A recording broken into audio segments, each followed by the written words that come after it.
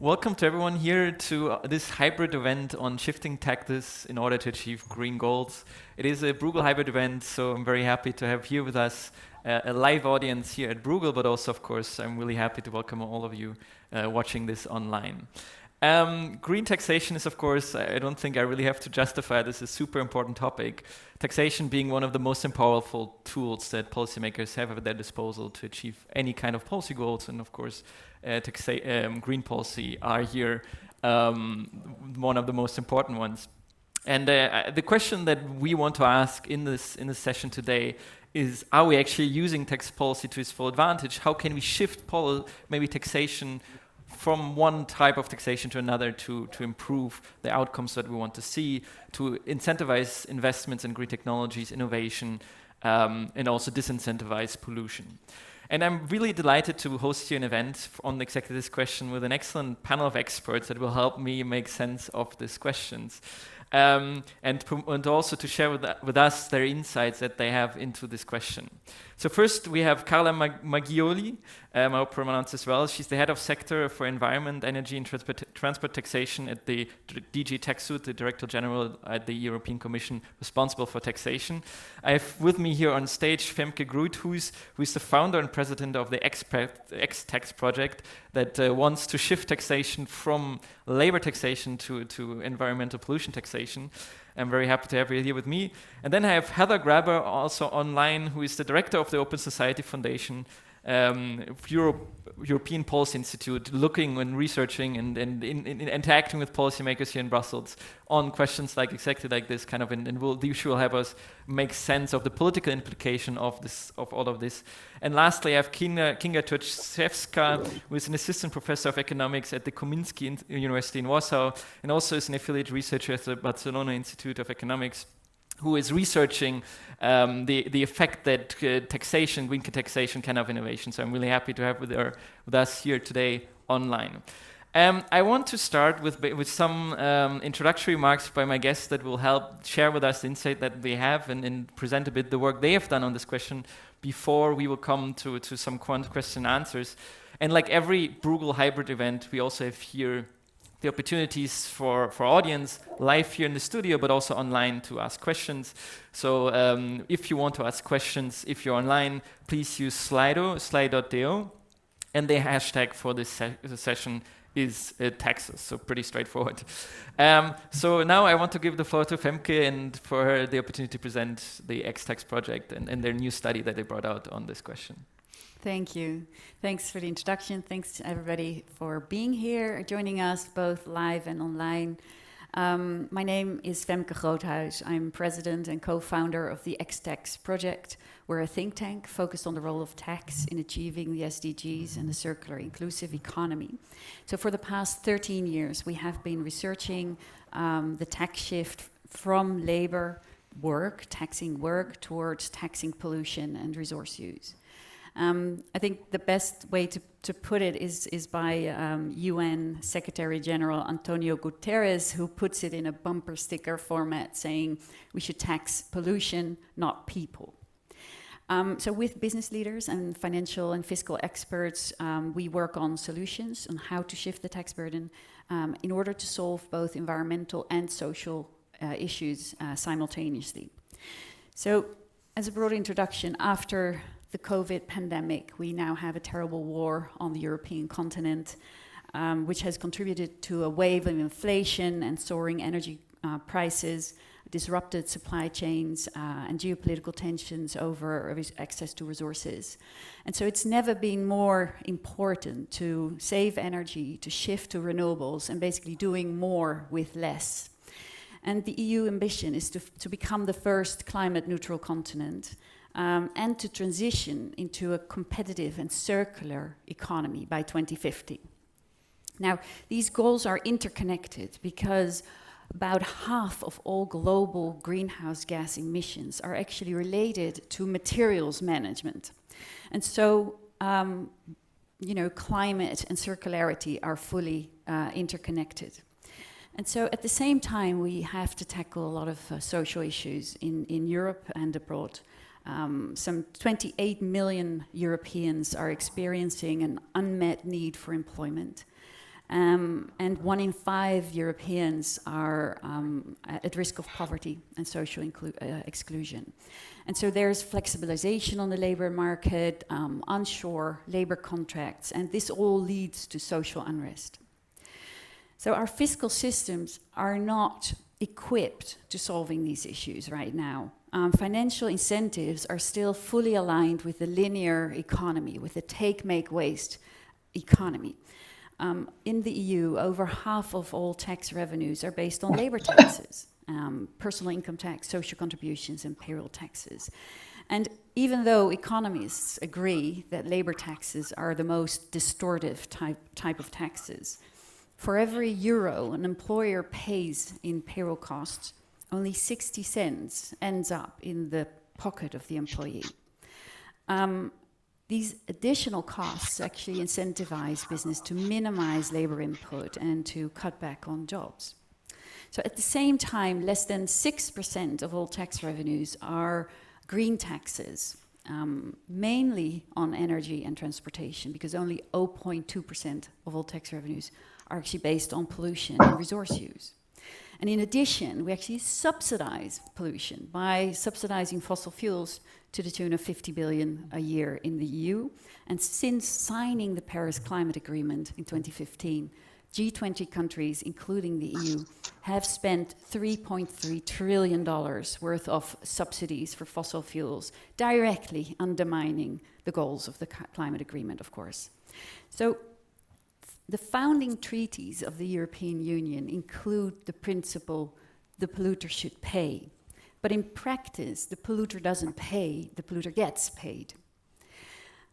So business leaders actually understand that in this day and age, doing more with less is providing a competitive edge. And in every sector, businesses are exploring new business models. Just think of IKEA shifting to selling renewable energy, taking back products for refurbishment and reselling. Steel producers trying to find out how to make fossil-free steel. Unilever investing €1 billion in getting rid of fossil fuels in cleaning products, and the aviation and shipping sectors trying to figure out ways to save on energy and shift to renewables. But these activities are only still a very small part of their product portfolio, because tax systems are actually a barrier for scaling up these activities. So the IMF, for example, research has stated that the sustainable energy is 7 times more job intensive than coal energy.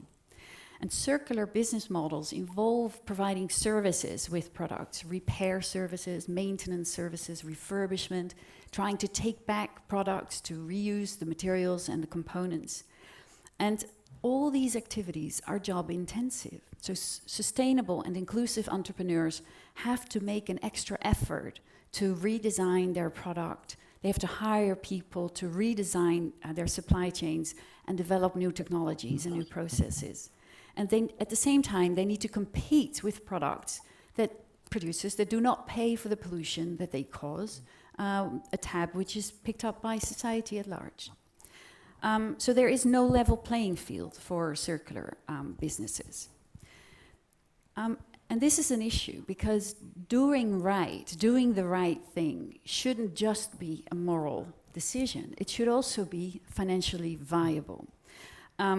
If we shift financial incentives from labor to pollution and resource use in general, then the business case of these activities improves, which makes them more profitable and scalable. So over the past 30 years, the European Commission has called upon member states to shift the tax burden away from labor and onto resources. And this has been repeated year after year. And also, the Green Deal includes the commitment, so it calls for broad-based tax reforms, and I quote, removing subsidies for fossil fuels, shifting the tax burden from labor to pollution, and taking into account social considerations. So the Green Deal actually provides for an ambition in this field, and it's supported by decades of research demonstrating the positive impacts for economies and people. but things aren't really moving fast. It's hard to implement. So with tax partners, tax experts of the big four tax firms, Deloitte, EY, KPMG, and PwC, as our knowledge partners, we decided to publish a series of studies looking into the dynamics and how it could be implemented. And in support of the current debate around the tax mix of the future, we developed an illustrative scenario consisting of 20 measures, which is only a tiny selection of all the policy options available to governments.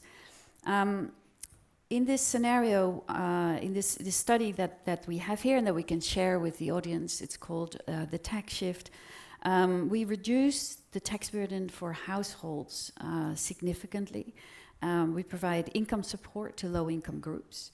And for employers, there are payroll tax credits for new employment, for reskilling programs, for circular innovation, and etc. So there are ways to support employment by lowering the cost for employers as well. And the necessary tax revenues in this scenario are raised through a kilometer charge, pricing the use of roads, taxing consumption by increasing VAT rates. We tax carbon and other emissions in industry, as well as aviation and shipping and agriculture. We increase in this scenario the tobacco excise duties based on the environmental impact of tobacco products. There's a higher price on water, on waste, as well as on the use of fossil fuels in chemical processes, so to produce plastics, for example. Now, each of those measures has their own impact and their own dynamics. But the net overall result, as modeled by Cambridge Econometrics, demonstrates that it's good for the economy, it's good for employment, it's good for climate, as well as it saves a lot of money on our energy import bill. So reducing import dependency. And maybe surprisingly for many people, the scenario also increases real incomes for all income groups, but the lowest income groups gain the most relatively. So it is possible to design policies that address environmental issues, making the polluter pay, applying those principles, as well as social issues, leaving no one behind at the same time. It's all about smart use of revenues. And these principles also work well in all member states. We have the results available. We will be distributing the results on a country-by-country basis over the next few months. So you can please contact us if you're interested to learn more about how this scenario behaves in your country. So then the question is, who should do what? It's such a big journey, right? Taxes are still, in principle, a national competency. So many steps need to be taken at the national level. And but it's of course, when far-reaching measures are taken, this has an impact on the internal market. So therefore, coordination within the EU is key. And the roadmap is pretty clear. There are 4 steps for governments. Governments need to create a mid to long-term roadmap, looking at different policy options and mapping them from small to big, as well as from national to international. We provide an example in this report to illustrate how that works. Then we all need to work towards coalitions to actually, people in other countries willing to move forward. We need to track policy development a lot better across the EU in a public database. So to support consistent policy making, not just when something has become legislation, but what is being contemplated in the countries around us, in another member states. So we can at least tune in to what's happening in other countries. Also, governments need to collaborate much more with the business community to understand the dynamics of these forms of taxation in business decisions. So for the EU institutions, our advice is to look beyond carbon, to set minimum tax rates for a much wider range of resources, including, for example, water and air pollution, as well as plastic production, and provide guidance as to the use of revenues for social impact. So it's clear that we need a tax system that enables rather than inhibits the green transition. And we need to rebalance the tax mix to align taxes with the goals that we've all set. It's a big challenge, but it can be done. Thanks. Thanks, Femke. A very strong plea for basically shifting our taxation, making sure that we tax the things we don't want. And I hope we will come back later in the discussion a bit about how we can do this in the realm here of EU policymaking, national policymaking. But before we come to this discussion, I want to give the floor to Kinga, who has researched what impacts taxes can have on innovation and in the adaptation of companies to green policy goals. So Kinga, can you share a bit with us your insights from this research?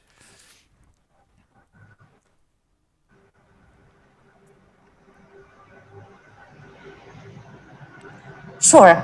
Give me a second. I will just the slides on. First of all, excellent introduction, Femke. I have to say I agreed with everything. And thank you so much for inviting me to this debate. I'm really looking forward to this already stimulating discussion. So what I would like to do today is I would like to show you some empirical evidence on how firms actually respond to environmental taxes. So how can we assess at the moment the existing environmental policy within the EU? I would like to start by talking about the pros and cons, about the purpose of taxes, and then using my recent publication, I would like to show you exactly how firms respond to them. I would like to start by saying that, talking about the goal of taxes. So taxes are in fact the favorite policy tool of economists. And that is because they are quite efficiently regulate negative externalities. And what are negative externalities? They're basically all negative external effects produced within the production process that are not incorporated into the prices, right? So one might wonder whether the skill and time exchange between an employer and an employee lead actually to significant negative externalities that we should be concerned with, and whether we should punish in a way, or rather whether we should encourage it, incentivize it, so that we can boost the economic growth and those kind of agreements actually happening. On the other hand, environmental taxation does regulate negative externalities in the sense that they put the price on destroying limited natural resources, on destroying natural habitats, on increasing pollution levels, and which we know from recent literature, pollution leads to negative health outcomes.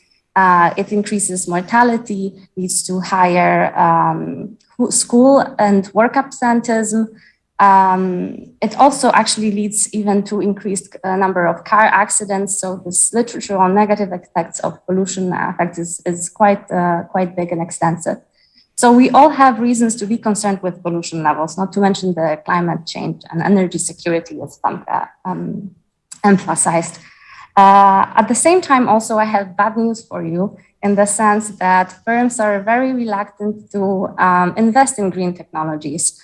And we can blame high fixed costs or other reasons, but the fact is very simple.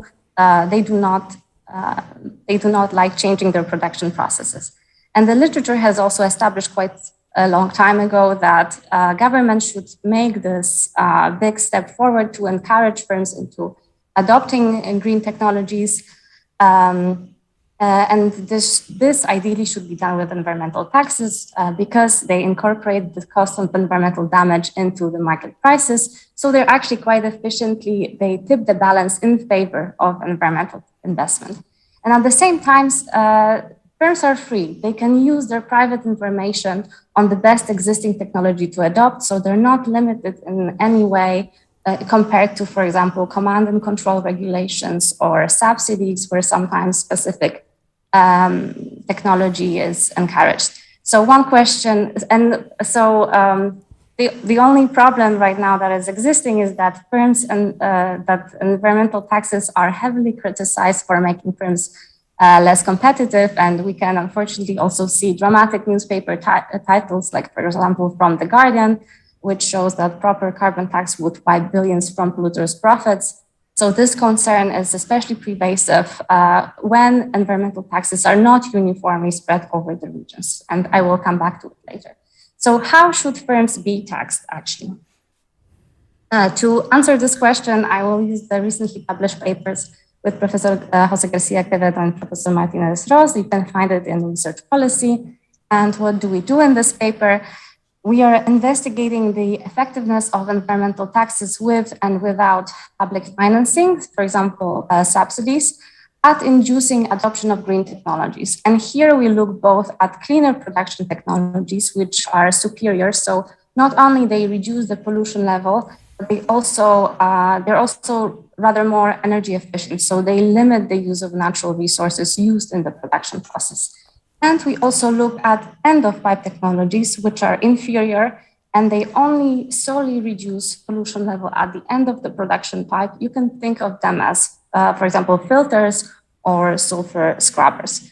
To do this and to answer this research question, we use a panel database of over 5,000 manufacturing firms between 2008, 2014 in Spain. As for the method, we use simple and categorical treatment matching. And in this particular paper, we use the fact that Spain has decided not to introduce environmental taxes at the national level, but rather gave freedom for autonomous communities to implement environmental taxes at the regional levels should they wish to. So those regional differences are huge and substantial, and we use this to identify the effects of different taxation levels. And just to give you like a very quick preview of the results, we find that environmental taxes at low levels are completely ineffective at inducing green investment. Firms would rather actually pay this fine rather than invest in green technology adoption.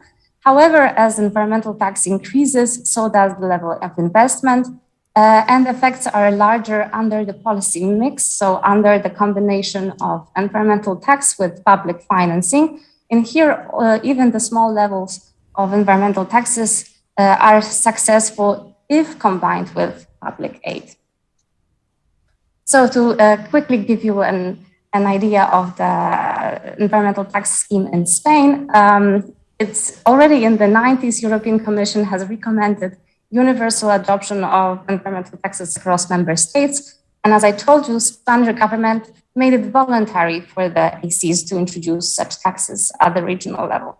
And this resulted in this high heterogeneity of tax application and their corresponding rates, leading also to differences in tax revenues. When it comes to the environmental taxes that were applied to manufacturing, those were the taxes on air pollution emissions, waste generation and storage, as well as water use, pollution discharges, and effluent discharges on coastal waters.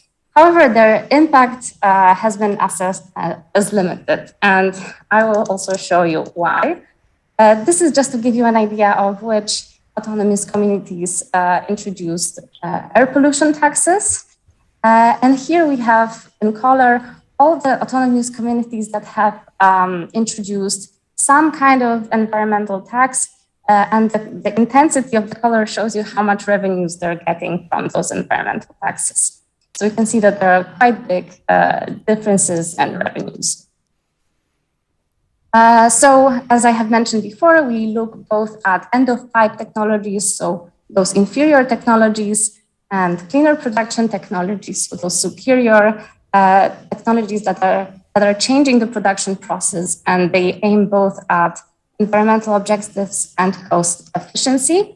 As for the treatment variable, we're going to look at 3 terciles of environmental taxation. So we're going to compare firms between having to pay small environmental tax level, medium, and large compared to 0 and between them. And we control for different firm characteristics, so size, sector, previous innovative activity, and organizational capabilities. So what can we see from this Kinga, table? if I may, yes. we need to be a bit brief on time because we have. Yes, so might show us I'm finishing. Yes. So this is exactly it. So here we can see that the environmental taxes at the small level are not effective at all. And for the superior technologies, such as cleaner production technologies, even medium amounts are not enough. Only at large levels, those effects are substantial. While for the end-of-pipe technologies, which are inferior, already the medium amount is better. However, this effect is maximized at large amounts of environmental pollution, environmental taxation. To conclude, we find evidence that environmental taxation in Spain was generally effective at encouraging firms to invest in clean technology. Environmental taxation at low levels is ineffective, and there exists this increased effectiveness of the policy mix between environmental taxation and public financing. And that is all. Thank you, Kinga. I have a very interesting research here. I think, as always, with this kind of research, we need a lot of time. We could discuss just this paper for probably an hour, but I think very clear results on the effectiveness that sufficiently high green taxes can have on policy outcomes. So thank you very much for sharing this research. I want to now give the floor to Carola, who will present us a bit about what the European Commission is doing on this question, and basically with a new proposal for the energy tax directive for review and the energy tax directive. Carola, can you share us what the Commission is proposing to change on taxes? Yeah. Okay, thank you very much, and congratulations for this event and for the report that I would be very pleased to read as soon as it is available. Before speaking about the revision of the Energy Tax Directive, I would give some considerations on the tax shift. As it was stated in the presentation of the report of your research, in fact, purely pollution taxes represent a very small portion of revenues. And therefore, even if we try to multiply the actions on these taxes for very sensible environmental reasons, we cannot expect to raise amount of revenues which substantially allows for a shift. And this is a very well-known, I would say, element. And this is the problem of policy makers, this is why I would be very pleased to read the report, because the tax shift is possible, and it is recommended, that you know that we have always recommended it, but it would imply a broad range of measures. And in this sense, I think that your report is welcome in trying to understand which broad range of measures could put us in the situation to effectively undertake a tax shift, and not only an environmental policy. Now, as far the energy taxes, which are the sector I'm dealing with today in general, and I will speak with you today, you know that the Commission is acting on two sets of measures. One of these measures is the ETS system. The other measures are taxes.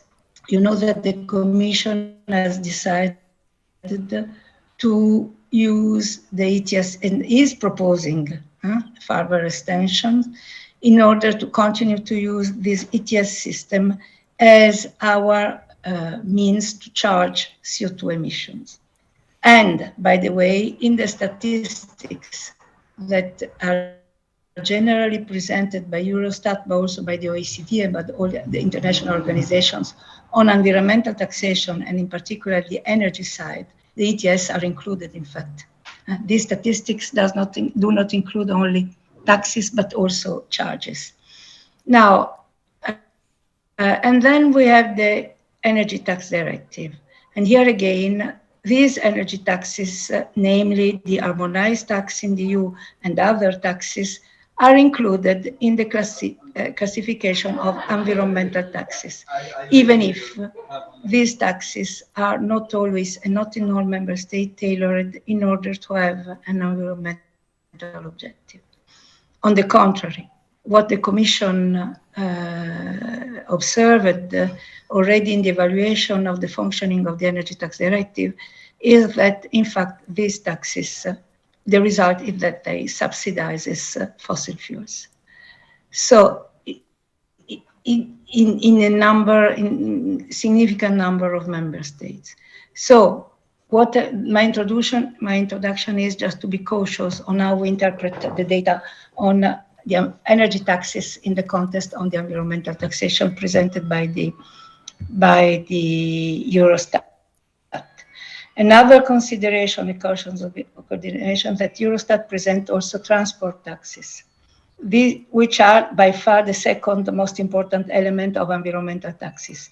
And these transport taxes in reality includes mostly registration and circulation taxes, which in fact are often not tailored as environmental taxes. So it's just the pure environmental taxes, and it depends on their design, are in fact the pollution and resources taxation, which represent only a small, on average, 3.7% of total revenues. And therefore, we can understand that the tax shift on the basis of these taxes, it's I would say, it's an important objective, I would say. Now, coming to the ETD, knowing what we have said, that the ETS system is, in the mind of the Commission, the system aimed at charging CO2, we have nevertheless made a proposal in order to make the ETD system, the energy tax system of the member state, more environmental friendly. I wanted to, and in order to have always in mind the tax shift, to give you one view on the revenues expected, because this is the reason why we just lost you for a moment. Tax shift is linked to the possibility to get revenues. Yeah, now, can you hear me now? Hear you again. Can you hear me now? Yes, we can hear you now. So what I was saying, that our impact assessment on the revision of the Energy Tax Directive, as a basis scenario, present a decrease of revenues from energy taxation of around 40% in the next 20 years. This means, and we have to keep it in mind, and when we speak when we reason in terms of tax shift, that means that, as economists say, ceteris paribus, if we do not intervene, revenues from energy taxation are deemed to decrease substantially. And this is why, because the energy mix has changed, because of different reasons which are. The result of our proposal is also to increase again revenues from energy taxation. And therefore, this supposed decrease of 40% will be compensated by an expected increase of around 25-30%. But I was saying it just to say that there is nothing more uncertain than revenues we could get in the future from energy taxes. Now, which are the main elements of our revisions? We propose, as far as the rates are concerned, to switch from a definition based on volume to a definition based on energy content. That means that, as you know, the definition based on volumes means that products which have a different calorific value are treated the same way, or even in this sense, more proper products are less at more in relative terms than pollutant products when a volume taxation is considered. And therefore, we propose to switch to the energy content and to add also what we call an environmental content. This environmental consideration is based on the, more broadly speaking, on the sustainability criteria of the RED classified according to the sustainability criteria. And we propose that member states follow this classification when setting the national rates. And therefore, that members tax more for fossil fuel than to tax sustainable product and then alternative product.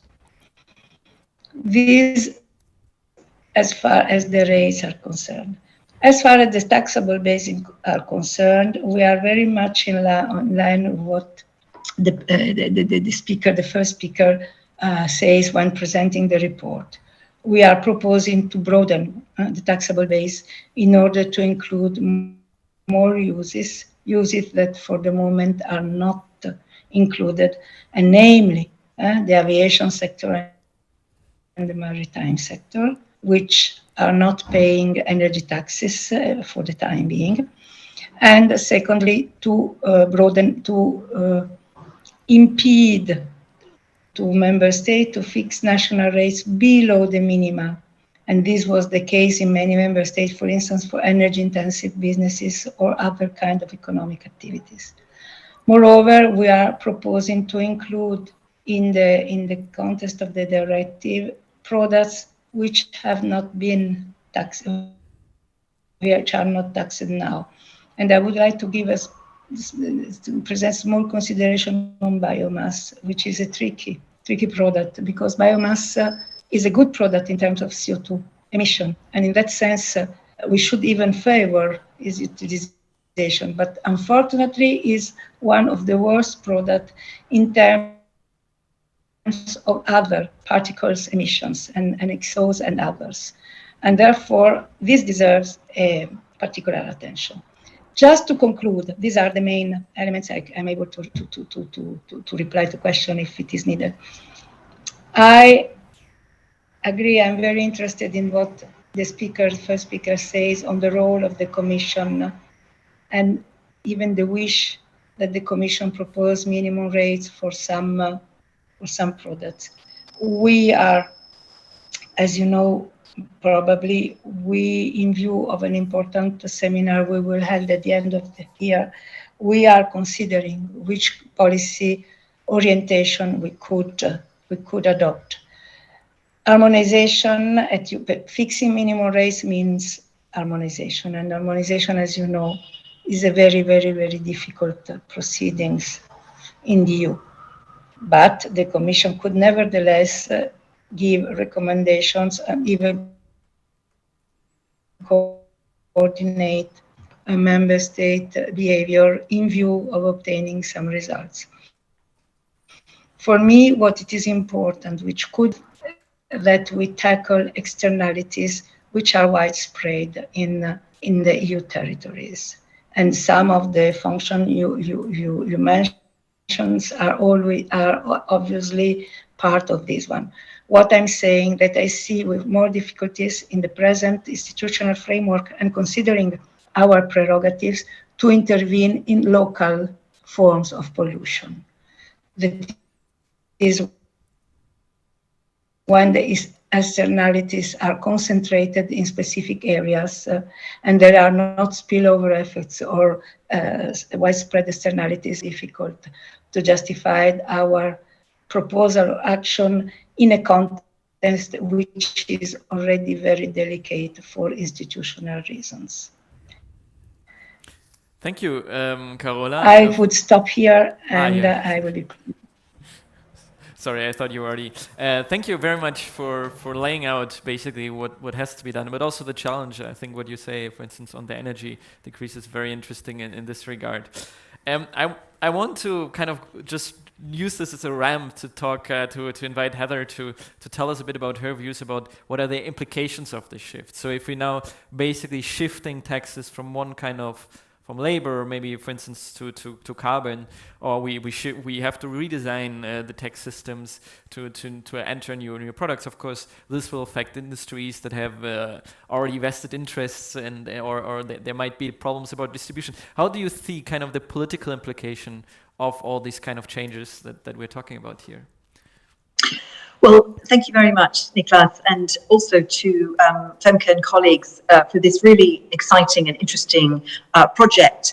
I think it was about 50 years ago that ideas about shifting from taxation of labor to taxation of resources first came up, I think, in the Small is Beautiful book. So these are ideas that have been around for a long time, but which haven't been operationalized. And so great that this project is looking in detail at how to make it work. Now, the reason why, of course, it's incredibly politically hot topic is because taxation is one of the most powerful tools that governments have to send signals of intention and to set incentives for behavior of both citizens and of course, businesses, and to achieve economic goals. So this is at the heart of public policy and, in fact, the power of the state to set the incentives for the climate transition. It needs a very clear narrative to explain this major shift in the relationship between the public and the private sectors. And I think the arguments that Femke outlined from the report about the benefits for employment and for the circular economy are really important. And I would just highlight three major political challenges where this could help. I think this kind of tax shift debate could really shift things that have been stuck for a long time in the climate transition. So one is the potential role of shifting taxation to help build public support for the green transition, to reassure people about their economic future. There's still a lot of concern about the impact of the climate transition on employment, with big focus in the public debate about what about the coal miners, what about people who work in energy-intensive industries, steel workers, for example. But in fact, what this study is showing is the positive overall employment effect that this could have, and also the way that it could actually boost incomes of workers. And this is during a period of massive transformation of the economy, also owing to digitization and the digital transformation and other changes. So it's a way of moving from doom and gloom narratives about closure of steelworks and robots coming in to take over people's jobs in other sectors, to one about actually high quality employment at a lower cost is to the worker is a very positive story. But it's also a very positive story for employers who are facing major shortages of labor in many parts of Europe. So it's important also because a major challenge to the energy transition at the moment, for example, the rollout of renewables is in fact the shortage of skilled labor for installing all of the solar panels and the heat pumps and the wind turbines, and of course the energy efficiency that we need ASAP, we need before next winter. So insulation and so on. There's a real shortage in most parts of the EU now in this kind of skilled labor. So this is important also in overcoming a major obstacle in the shift to a climate neutral economy. But it needs to be done in a way that is very coordinated, both in time and geography. So in terms of time, it's really important that there are consistent signals from governments about taxation for environmental purposes and to support the climate transition in order to drive permanent changes in behavior and in investment in particular, to change expectations in brief. So to trigger businesses to move towards greener production, which may involve, in fact, employing more people to use fewer resources, but to use more labor, as Femke was pointing out, and to shift capital in the right direction. But then that means that governments need to make a commitment to implement these changes in taxation consistently, which requires as much cross-party consensus as possible so that people don't expect, we've got a new tax regime now, but it'll change again with the next election. New government will come in, they'll roll back these taxes on resources and they'll go back to taxing labor again. That's not going to work. If there's inconsistency across time, it will disrupt the whole transition. There needs to be very consistent signals. It's also essential to have consistency across geography, i.e. across the whole of Europe. And this gives an important but controversial role to the European Union. The tax shift needs to happen in a coordinated way across Europe to avoid tax shopping and undermining the European Green Deal, which is why there's an important role for DG TaxUD, as Carola was pointing out. And that's rather challenging across 27 member states that still have very different taxation systems. They also have different tax rates, different tax policies, and so on. So I would suggest that we might want to have a discussion about this in the short time we have left, that it's really about focusing on harmonizing the tax base across Europe rather than tax rates, because that's going to be a lot harder to do because labor is taxed at very different rates across Europe. And I just raised two other issues. One is about EU external policy and EU's role in the world, and the other one is about relationship between ministries. So in terms of the EU's role in the world, it's actually essential to improve Europe's resource productivity. This was a point that Femke made at the very beginning of our seminar this afternoon. Resource productivity in Europe has not improved over the past 50 years, even though our resource consumption has declined. That means that we Europeans are outsourcing our pollution and environmental degradation to other regions. We might reduce our own emissions to below 5% of the global total under the Fit for 55 proposals. That's very welcome. But we're still importing an absolutely enormous amount of embedded pollution, embedded CO2, water use, environmental degradation by all the things that we import made with very cheap labor and very poor environmental standards in the rest of the world. So reducing the cost of labor in Europe could also help with that problem and incentivize, as Femke pointed out, much more efficient use of resources by being able to use labor more and resources less.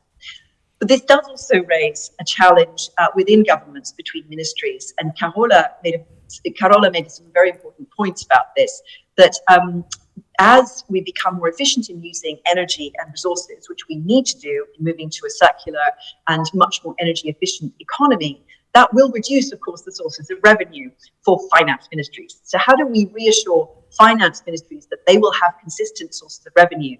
One of the main reasons why labor is so taxed is because it's easy. It's a system that's relatively easy to administer. Everybody has their payroll taxes. There are individual tax accounts for individual workers, and so on. And it is administratively challenging for the state to tax other sources of revenue.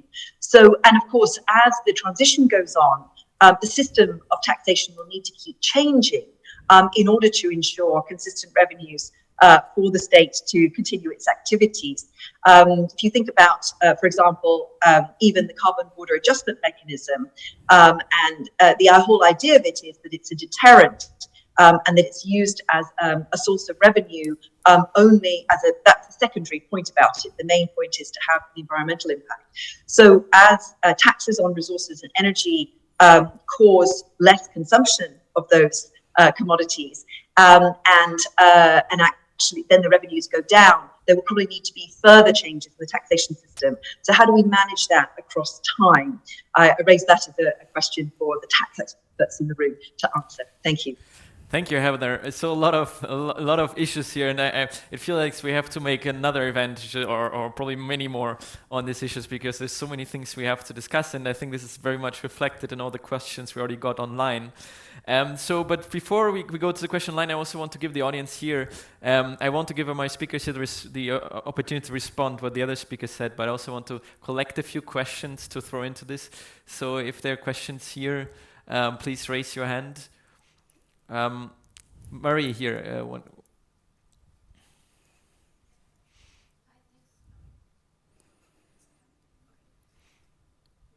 Hi, I'm Marie Lemuel. I'm a fellow here at Bruegel. I work on the economics of decarbonization.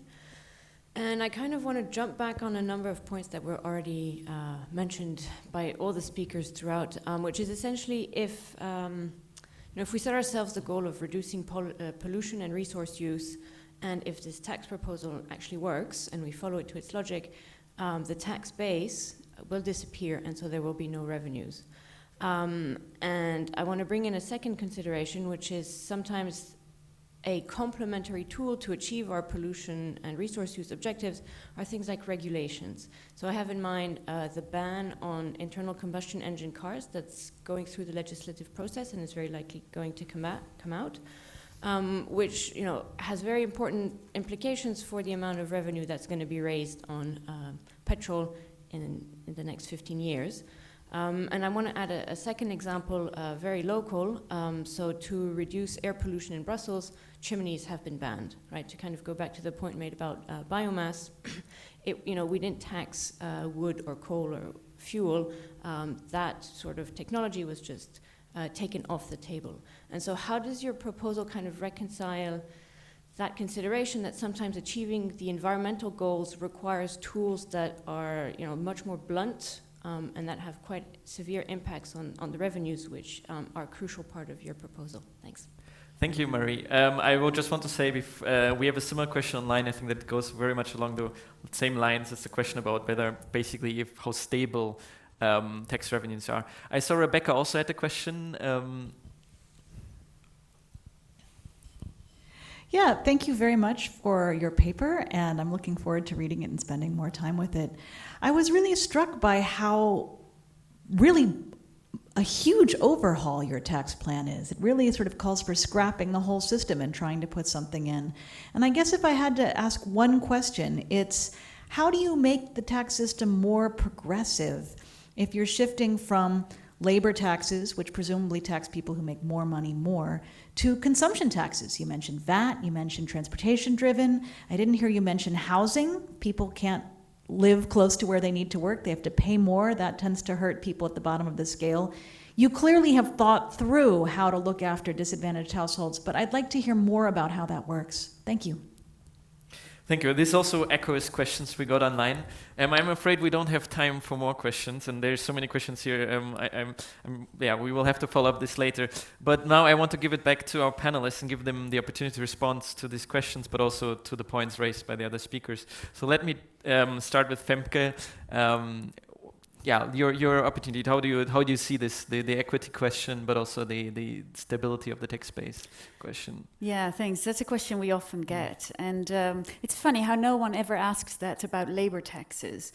Whereas the impact of labor taxes is redundancy, which means unemployment, which means poverty, which means health issues, etc. So let's turn it around for a moment. When there's a lot of unemployment, labor taxes go up. And this is a very regular mechanism for governments to deal with shortages of revenues. We either increase labor taxes, or we increase healthcare costs, or contributions to healthcare, etc., etc. We reduce pension rights, etc. So with environmental taxes, of course, some of those taxes will erode over time. And there's a great solution for that we use for labor taxes as well. We raise the rates, or we broaden the tax base. And the thing is, if we focus on a single tax, let's say a carbon tax, this is a big issue. But we have to look at the system overall. And the system is well capable of adjusting over time. As well, it means that governments, can't just introduce one tax and then sit on their hands for the next 30 years. It's going to be an evolutionary process where if tax revenues do erode, new tax bases are found and revenues are raised by raising rates. And in our report, we provide a toolkit that shows the wide variety of taxes, tax bases governments can apply. Carbon is only one of them, and there's more than 100 other tax base options to advance to in the future. So it's basically a next evolutionary step in taxation, which will continue as the world evolves and the challenges around us will evolve. It is a big scenario that we include, and we don't say that this will happen. It's about 10% of the overall budget in the EU. And we did this to put down an ambitious picture. So rather than focusing on like one measure that could do a little bit of this and a little bit of that, we wanted to include a bigger picture, the longer term perspective as to what taxes can achieve for our economies and for our people. Progressiveness is achieved through the use of revenues, and doing this in a smart way does help low-income groups And you will find in the report that that is one of the main goals of this study. So the European Commission has done a lot of great work and is very productive at the moment in developing new policies in terms of the Fit for 55 package and the Green Deal. You know, carbon emissions, energy, the ETS, the CBAM, all that Carola has also highlighted. Unfortunately, of course, as I think I sketched out, the problems that we're facing are so interconnected, so broad, that it's unfortunately not enough, and we have to do more. As I said, 50% of carbon emissions are related to materials management, so changing our consumption pattern will be key to solve the climate crisis as well, and we need to look beyond carbon. So, of course, lowering the tax base on burden on labor is not an EU competency, right? But well-functioning labor markets and well-functioning welfare systems are a core objective of the EU.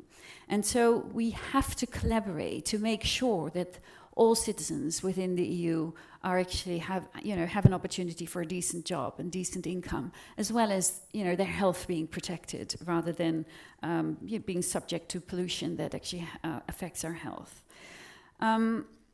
So I think there's a question to all your answers. I'm not sure I don't have time to answer all of them, and I do hope the report will answer more of them. Please get in touch if you do not find the right answer in there yet and you want to talk more.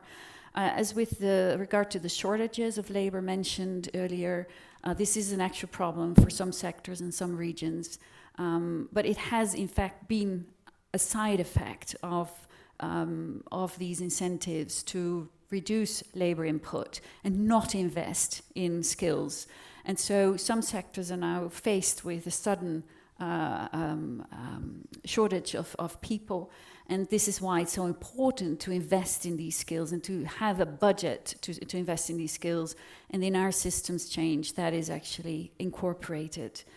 We also tend to pay workers way too little for some jobs to be attractive to workers.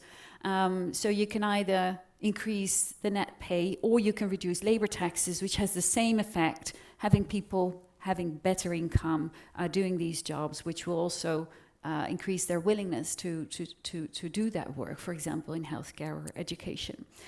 So yeah, there are a lot of challenges. We are well aware. But let me ask you, what if we don't do this? If you do what you always do, you get what you always get. And we don't want what we always have been getting. So we have to make this transition. It's difficult, but if we all put our weight behind it in every aspect, it's a systems change, so we require everyone to be on board and to help support this transition. We have to succeed, because otherwise we won't make it towards the goals that we've set. Thank you, Femke. I will now give the floor to Kinga, and basically you also in your research, green employment is one of the things you look at. So how do you think about this interaction between regulation and taxation that was mentioned, and then also how do you think about the question of equity? How does this taxation shift would affect, or taxing green affect low-income groups? So I don't think that one excludes the other. I think that those policies can work together. And as I have shown you in the paper, policy mixes can work well if we're careful, if we're clear on what our policy instruments should achieve. And we are also, I agree also with Femke in the sense that we are also very good at modifying existing policy instruments, but first we need to implement them to know how to improve them, right? There's always challenge, but if we do not make the first step, this will never really improve. In fact, I did write one paper on how tax incentives, environmental investment tax credits affect green investment and green employment and size, and I have shown that size have not really changed much. Only when the tax credit was phased out, for instance, decided to reduce the number of environmental environmental workers existing in the firm. So actually, the existing environmental policy tools can even help increasing the number of employees within the firms and create employment. I hope that this helps. Thank you, Kinga. Now I will give it back to Carola. So basically, I think this consideration, the questions that we had on basically the tax shift are also questions that I'm sure came up for you when you had to design review of the energy tax directive. So what's kind of your way of dealing with this kind of trade-offs that you face in this kind of questions? Yeah, thank you. I would like first to say one thing, that I completely share most of the view expressed by the rapporteur of the return in terms of revenues was not related to the fact of the erosion of the taxable base of environmental taxation, because I also share the point that we might have different taxes, and this is not really a problem. For me, the problem is the erosion of energy tax base, and also the fact that these taxes on pollution and resources, by definition, have a reduced taxable base, by definition. So we need a number of these taxes in order to have a sizable taxable base. So this has to be taken into consideration, I would say. I'm not saying that I'm very much in favor of the tax shift, but we have to take into consideration which evolution is. I told you I don't know how which the baseline of the report was, and if the baseline of the report is starting with the level we have now of tax revenues, the Commission, all the 50 or 55 measures are based on the same scenario, in which unfortunately there is an erosion of the taxable base of energy taxation. Now, I completely agree with the fact that, and I would say, any fundamental reform, notably if the objective is to contribute to the more, I would say, proper functioning of the labor market, and I think that it is something we always share, that each reform cannot be seen in isolation. And therefore, I doubt that a single reform on the environmental side could be sufficient. I'm more keen to consider it together with the reform of the progressivity of personal taxes, for instance, and also of capital taxation, which it is not afforded here, but is also an important part in the energy mix. As far as the social and the unintended social effects, I am persuaded that they are manageable. And it is not because of these efforts that we have to renounce to our environmental objective. I consider that even in this case, tax system as a whole has to be progressive, and the tax system has to maintain its progressivity, even if some form of taxation is regressive, and moreover, the lump sum compensations are always, to me, in our view, a good way to manage the unintended consequences. But I cannot more share the fact that this kind of reform had to be appreciated on a wide number of measures, mostly targeted at broadening the taxable basis, and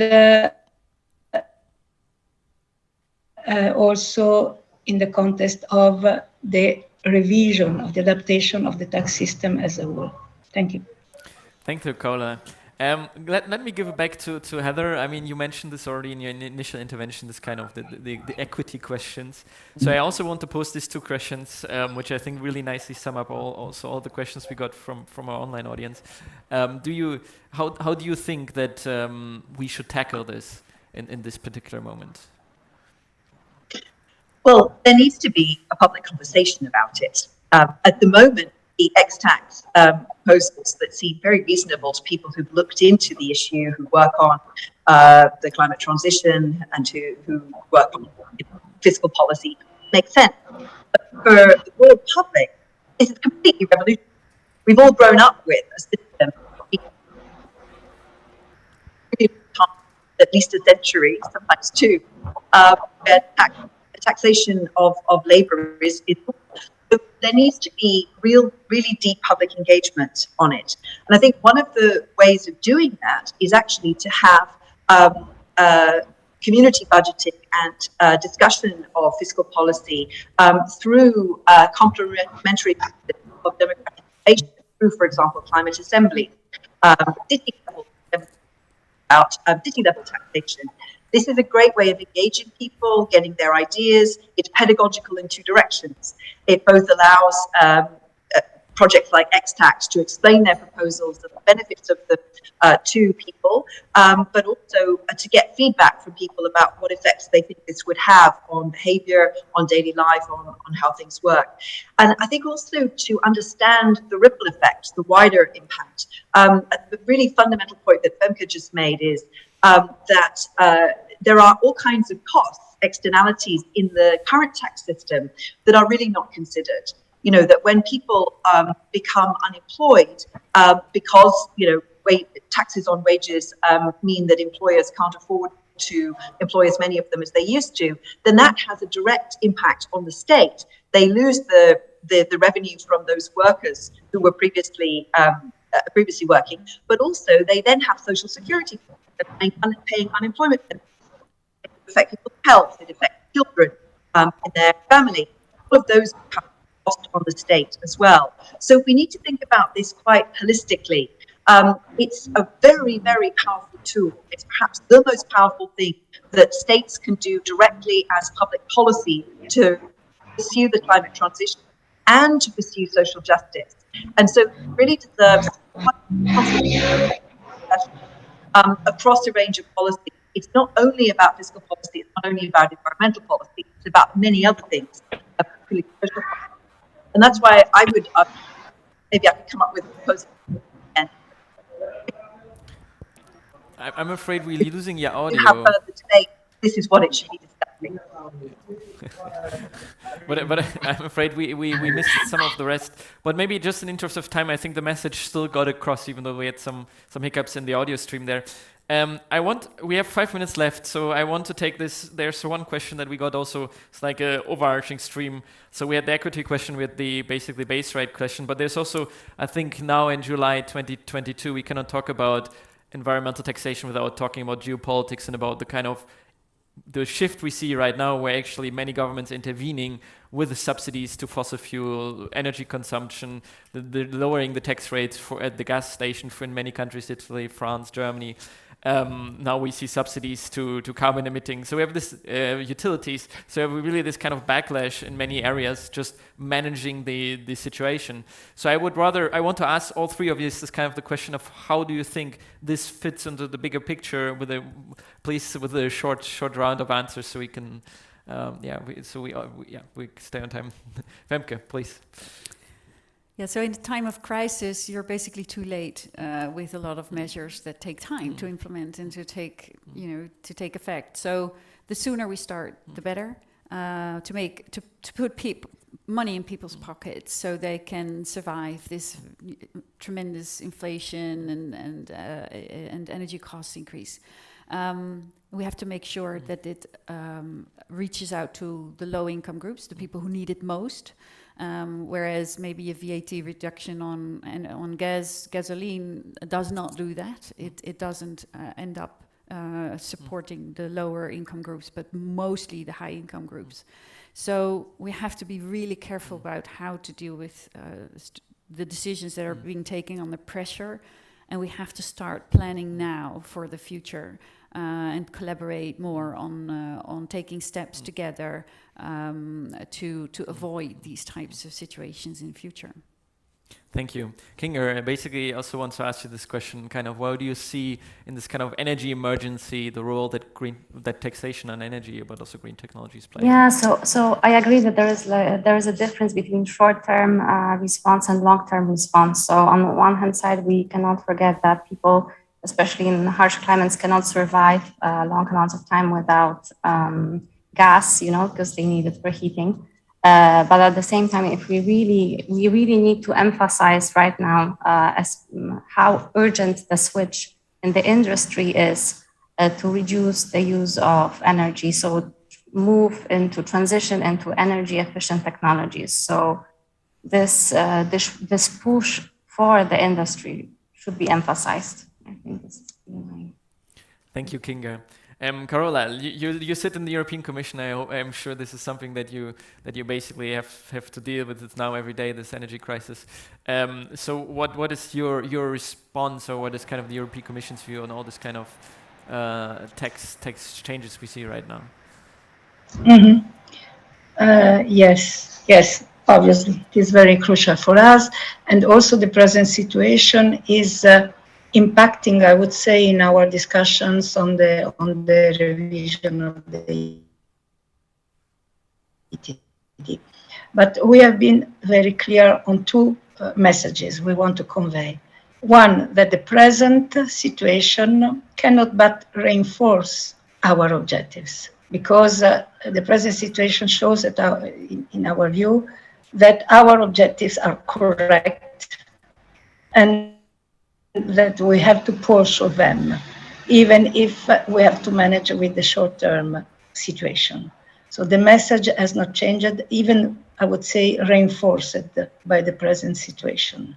I would not remind that if natural gas had been taxed in the past, maybe this would have contributed not to be in the same situation we are now. As you know, natural gas is practically untaxed in our tax systems.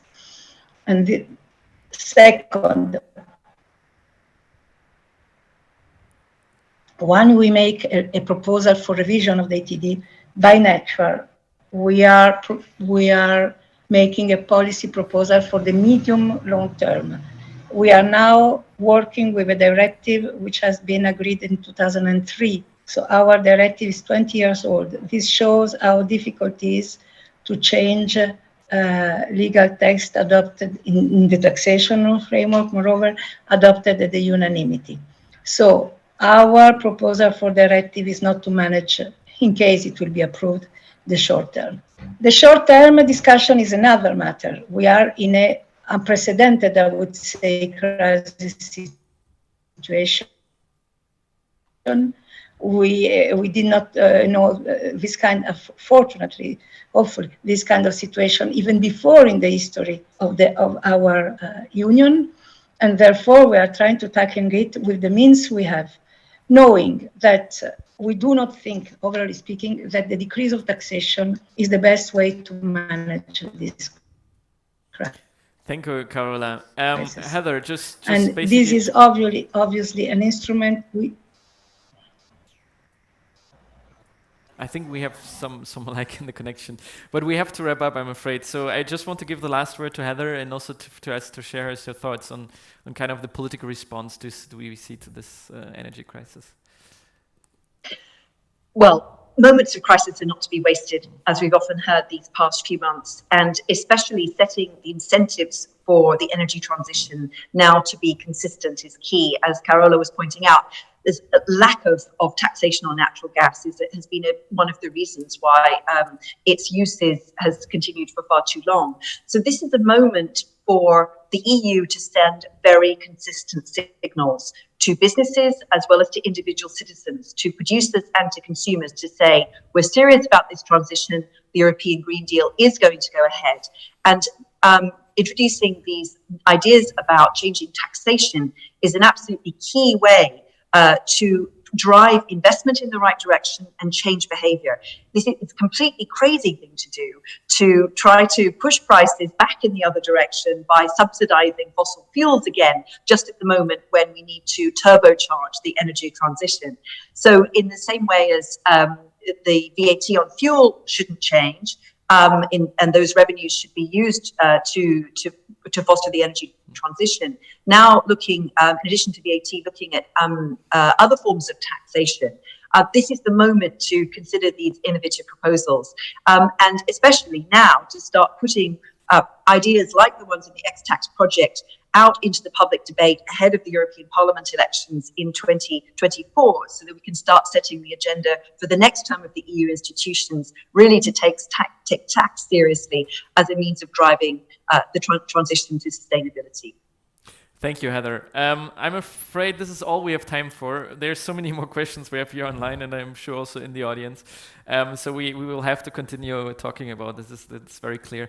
I really want to thank my excellent panel for sharing their wisdom on this question and also debating with us how we need to future-proof our tax system and tackle the green crisis. So really thank you very much for this.